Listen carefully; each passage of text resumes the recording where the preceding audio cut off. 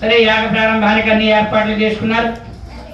సహజంగా ఏదైనా గొప్పనైనటువంటి యజ్ఞ యాగ క్రతు హోమ ఉత్సవాలు ఏం చేసినా అన్నదానం కావాలి.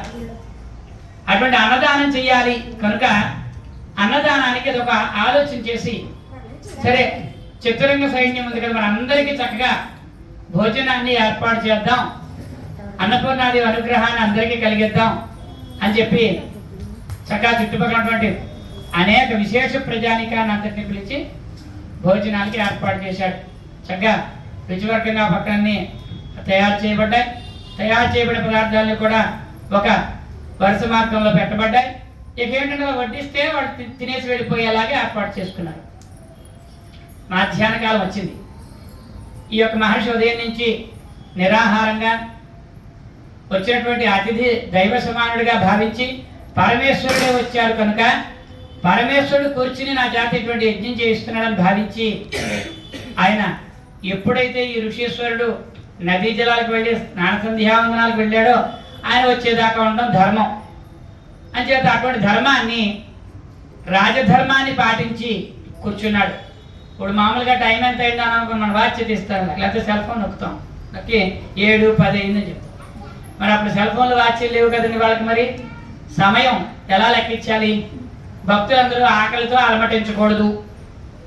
ఈ ఋషి వెళ్ళినటువంటి వారు రాలే ఎంతసేపటికి ఆలోచించి చాలా మదన పడుతూ జాముగా సూర్యుడిగా చూసారు. అప్పుడు లెక్క ఏంటంటే జాములు లెక్క అండి, 4 జాములు లెక్క మనకి, ఉదయం మధ్యాహ్నం సాయంత్రం రాత్రి.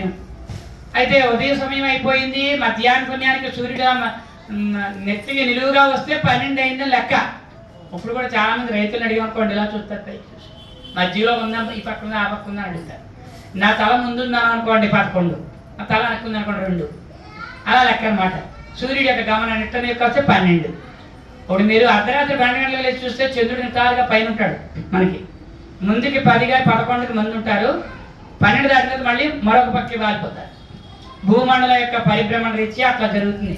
ఆయన చూసాడు 12కి దగ్గరగా వచ్చేస్తుంది, వెళ్ళిపోయేలా ఉంది జాము.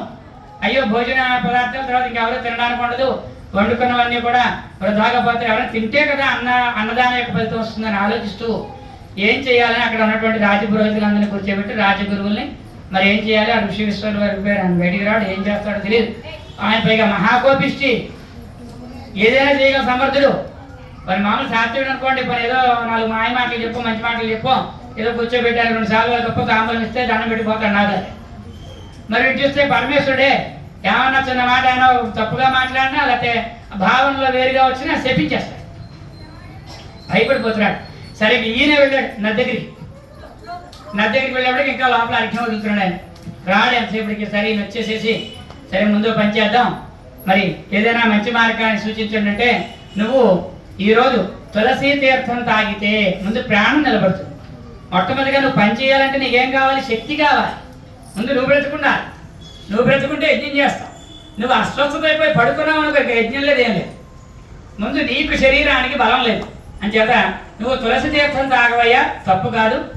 ఏ పదార్థాన్ని తీసుకున్నా కూడా అది భోజనమో లేకపోతే అల్పాహారం ఇంకోటో అయిపోతుంది. ఋషీశ్వరుడు యొక్క శాపానికి బలవుతావు కనుక నువ్వు తీర్థం తీసుకుంటే తప్పులేదయ్యా, ఇది శాస్త్రం అని చెప్పారు వాళ్ళంతా. ఓ బాగానే ఉంది కదా అని చెప్పేసి కొంచెం తులసి అందులో వేసుకుని అలా లోపలికి 3 సార్లు తాగాడు. పరీక్ష కాలం కదా మరి అంచేత 3వ సారి తాగినప్పటికి ఎదురుకుండా వచ్చి కూర్చున్నాడు. కమాండ్లో వచ్చుకుని, ఏమయ్యా నన్ను పిలిచి నువ్వు తులసి తీర్థం తీసుకుంటావా?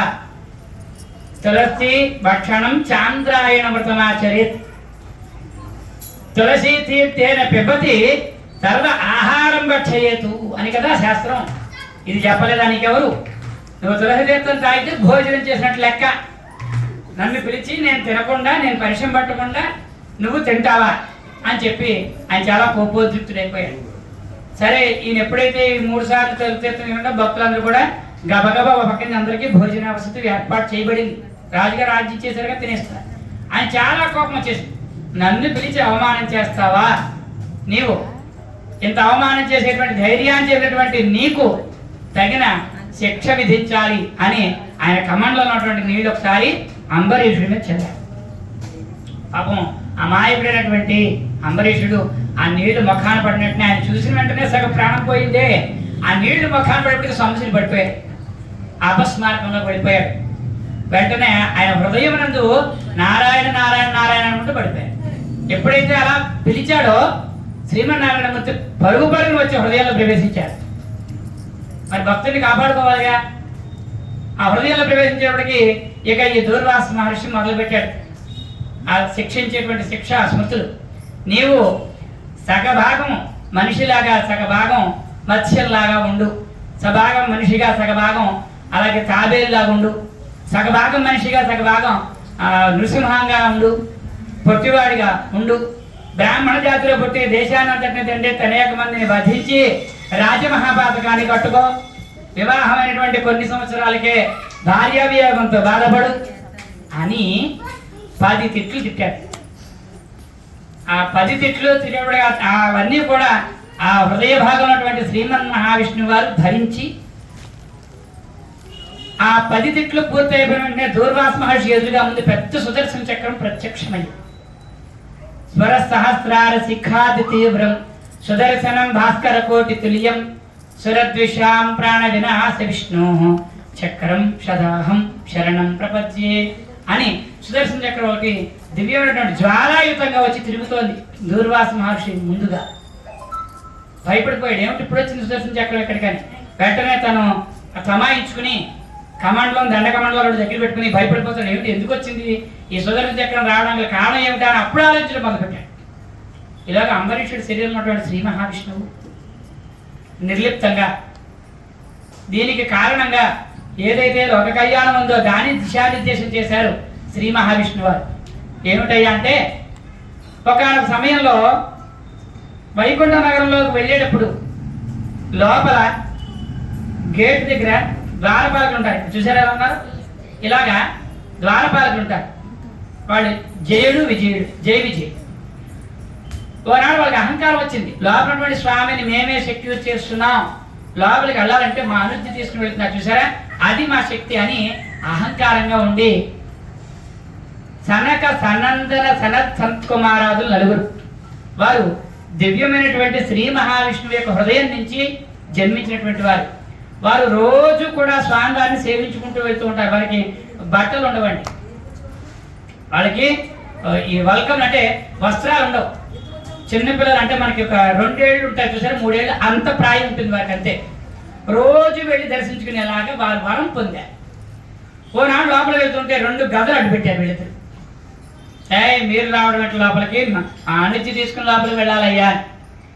ఇంతటి అహంకారంగా మీరు సాక్షాత్తు శ్రీ మహావిష్ణు వారిని మాకు వరణిస్తే మీరు ఆ మాటని దాటి మమ్మల్ని అడ్డగించారు కనుక మీరు 3 జన్మల వైరోధంతో స్వామి దగ్గర ఉంటారా, లేకపోతే 10 జన్మల అనుబంధంతో విడిగా ఉంటారా స్వామిని వదిలి?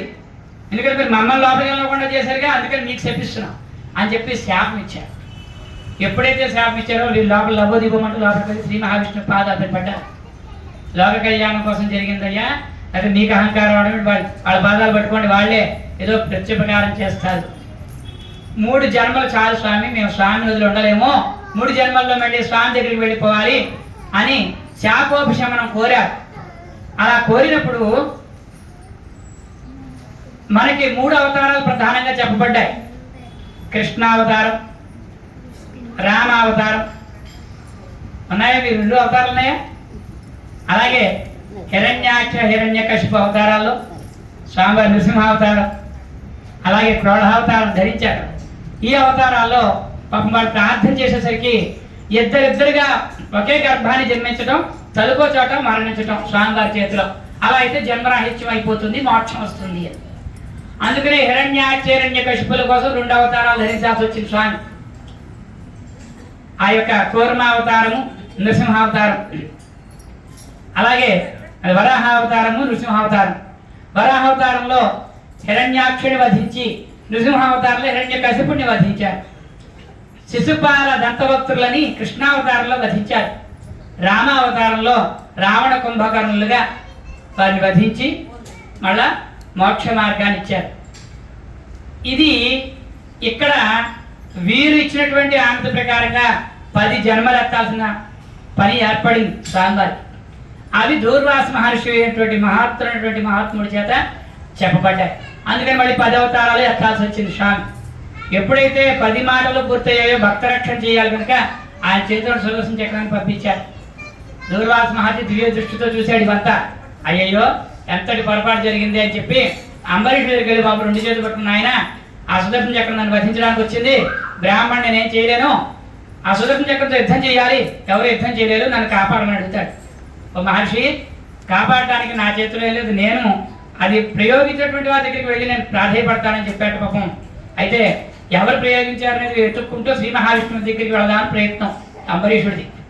సరే సుదర్శన చక్రం కదలటంలో అక్కడే ఉంది, తిరుగుతోంది గిరగిరా. ఎప్పుడైతే దూర్వాసుడు ముందుకు వస్తాడో వెంటనే వధించేద్దామని వెంటనే ఆ పరమేశ్వరుడి దగ్గరికి తండ్రి దగ్గరికి పరిగెట్టాడు. వెనకాల మహావేగంగా రావడం ప్రారంభించింది. ఆ యొక్క శివుడి దగ్గరికి వెళ్ళి, బాబా త్రిశూలం అడ్డు పెట్టలేదు, ఆఫ్ చేయలేదు, నా ప్రాణం పోతుందన్నాడు. సుదర్శన చక్రానికి త్రిశూలం అడ్డు పెట్టలేమయ్యా, అది అత్యంత వేగమైనటువంటి ఆయుధం, ఈ భూమండలంలో ఆయుధానికి ఎవరు కూడా తిరిగి ప్రశ్నించలేరు, దానికి సమాధానం దొరకదు, కనుక నీ వెళ్ళి బ్రహ్మని అడిగితే బ్రహ్మ ఏమైనా తయారు చేసిస్తాడేమో, ప్రయత్నం చేయమన్నాడు. మళ్ళా బ్రహ్మలోకంలో వెళ్ళాడు, సత్యలోకంలో.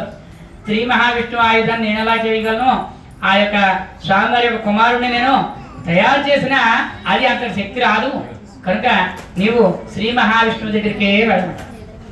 వైకుంఠంలోకి వెళ్ళి ప్రార్థన చేస్తాడు. ఆర్తత్రాణపరాయణ అయినటువంటి శ్రీమన్నారాయణమూర్తి, నా దగ్గరికి రావక్కర్లేదయ్యా, నా యొక్క భక్తుడైనటువంటి అంబరీషుడిని నీవు సంరక్షించుకో అంటాడు.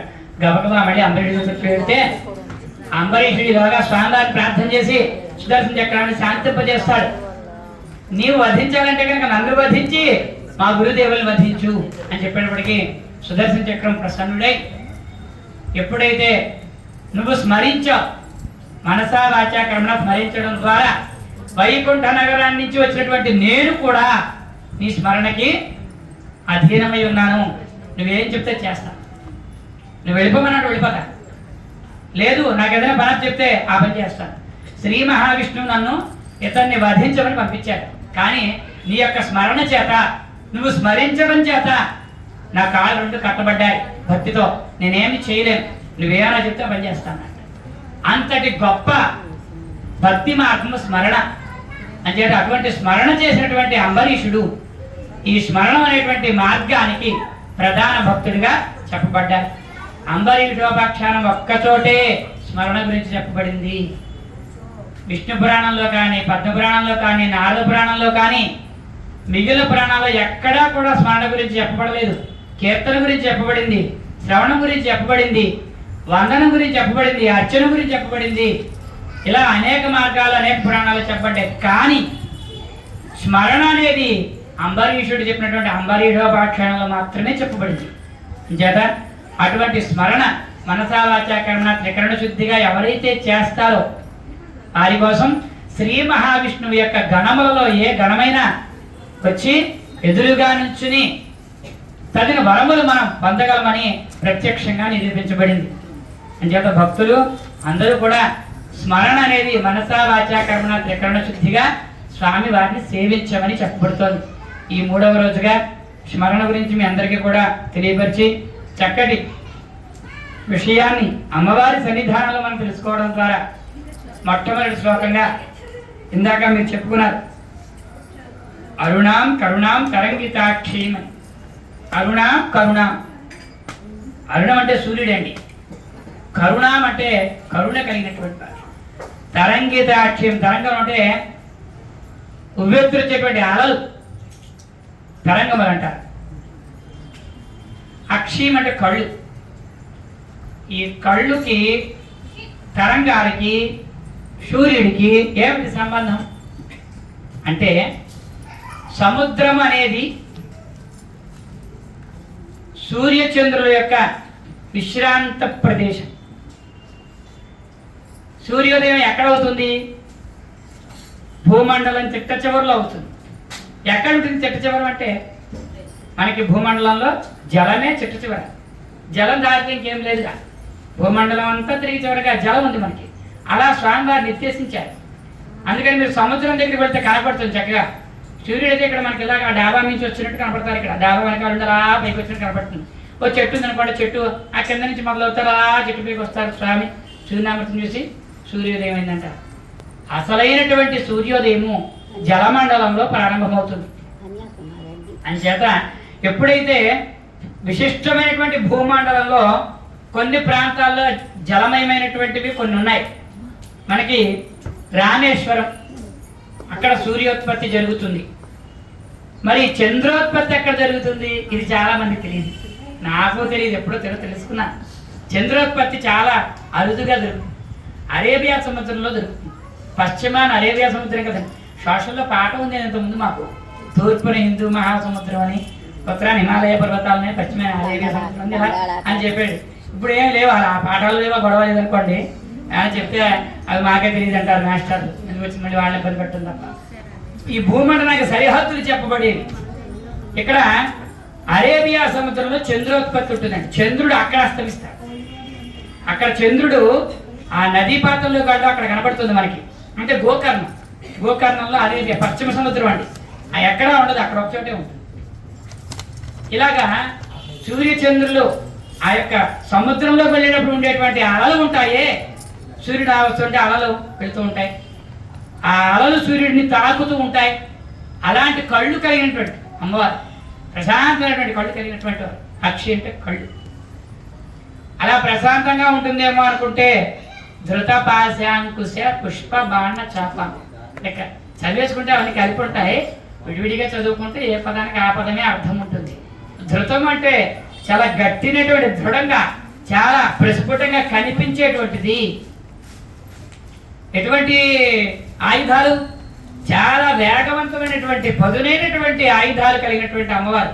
శాంతంగా ఉందేమో, ఇవిడేమో మంచి మంచి మాటలు మాట్లాడి ప్రశాంతంగా కబుర్లు చెప్పి వెళ్ళిపోతుందేమో అనుకోవద్దు. దృతభాషాంకుశ బాణ చాప, బాణ అంకుశ చాపాలు ఏవైతే ఉన్నాయో అదే విల్లు, అంబుది అవన్నీ ఉంటాయి కదా, అవన్నీ కూడా ప్రయోగించడానికి గట్టినటువంటి ఆయుధాలు కలిగినటువంటి అనిమాది విరావృత మయూఖై. ఏవైతే అవి ఎప్పుడైతే ఆవిడ అనుకున్న వెంటనే మనసులో వేటికవే ప్రయోగింపబడిపోతాయి. తీయడం మళ్ళా వేయడం అనే రాముల వాళ్ళకి వెనకాల బాణం తీసిలో సంధించేటువంటి పని లేదు. అనిమాది విరావృత, ఆభిరావృతం అంటే అలా అనుకుంటే వెళ్ళిపోతుంది ఆయుధం. మయూఖై అహమిత్యేవయే భావయే భవాని. అటువంటి మనస్సులో ఉన్నటువంటి మాట అనుకునే ద్వారా వెళ్ళేటువంటి ఆయుధాలు ఎలా ఉంటాయో మా మీద కూడా అటువంటి కరుణని ప్రసరింప చెయ్యి. అలా అనుకున్న వెంటనే మా పనులు అయ్యేలాగా మాకు వరాన్ని ఇమ్మని కోరడం. అటువంటి గొప్పనైనటువంటి అమ్మవారి యొక్క విశిష్టంగా. మరి ముఖం ఎలా ఉంది? ముఖం ముఖం అందులో ముఖం చెప్తారు కదా, సరసిజనయనే సరోజహస్తే దళత్ర సుగంధమాయ శోభే అని చెప్తారు కదా. అలాగే ఇక్కడ కూడా అమ్మవారి వికసిత వదనం. వదనం అంటే ముఖం అండి. తామర విడిచినప్పుడు ఎట్లా ఉంటుందో, సూర్యుడి కిరణాలు పడినప్పుడు ఆ చిన్ని చిన్ని బిందువులు ఎట్లా ఉంటాయో, ఆ బిందువుల మీద సూర్యకిరణాలు పడినప్పుడు ఎలా ప్రతిస్పందిస్తాయో. ఈ మాటలు విన్నప్పుడే కష్టంగా ఏమిటో అలా చెప్తున్నారంటే కాదు, ఆ రిఫ్లెక్షన్ ఇస్తాయి కదా, రిఫ్లెక్షన్. ఆ రిఫ్లెక్షన్లో ఎంత గొప్ప అయినటువంటి రంగుని కలిగి ఉంటుందో. ధ్యాయే పద్మాసనస్థ, పద్మంలోకి వచ్చినటువంటి అమ్మవారు పద్మ ఆసనస్థ, పద్మాన్ని ఆసనంగా కలిగినటువంటిది. అటువంటి పద్మంలోకి వచ్చినటువంటి ఆవిడ పద్మాలు చేతితో పట్టుకుని సూర్యుడి కిరణాల పైన పడిన వెంటనే ఆ రంగుతో ఉన్నటువంటి నీటి బిందువులు పడినటువంటి కిరణాలు ఆవిడ ముఖమే పడుతున్నాయని చెప్పండి. అంత లోపలికి ఉంది అర్థం. వికసిత వదన పద్మపత్రాయ సాక్షి. ప్రశాంతమైన కళ్ళు అనుకుంటారేమో, కలువ రేకులు, మన పద్మ రేకులు ఉంటాయి కదా, పద్మాల యొక్క రేకులు ఉంటాయి కదా, ఆ రేకుల్లాగా ఇలాగా ఓవెల్ షేప్లో ఉంటాయి కళ్ళు అని చెప్పబడుతుంది ఆ ధ్యానంలో. అటువంటి అమ్మవారి అనుగ్రహం మీ అందరికీ కలగాలని కోరుతూ చక్కగా 3వ రోజుగా ఏ మార్గం చెప్పుకున్నామండి? మరణం అనేటువంటి మార్గాన్ని మనం చెప్పుకున్నాం. చక్కగా ఇక అమ్మవారికి దర్బార్ సేవోత్సవం చేసుకుని నిరాజ